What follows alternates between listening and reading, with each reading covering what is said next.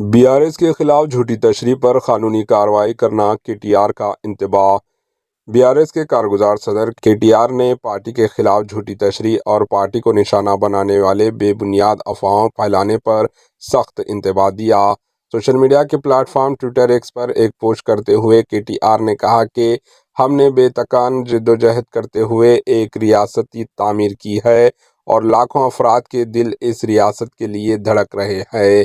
انہوں نے کہا کہ بے بنیاد افواہیں جھوٹے ایجنڈوں کے ساتھ پھیلانے والوں کو وہ آخری انتباہ دیتے ہیں۔ انہوں نے مختلف اخبارات میں BRS کے خلاف شائع ہونے والی خبروں پر شدید ردعمل کا اظہار کیا اور کہا کہ یہ اخبارات اپنے جھوٹ پر وضاحت شائع کریں یا پھر قانونی کارروائی کا سامنا کرنے کے لیے تیار رہیں۔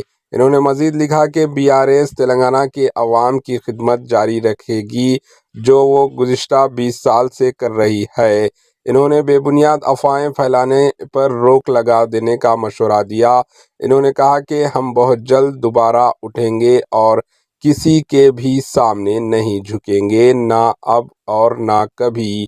Bureau report AHN news. AHN news کو لائک کریں، شیئر کریں اور سبسکرائب کرنا نہ بھولیں۔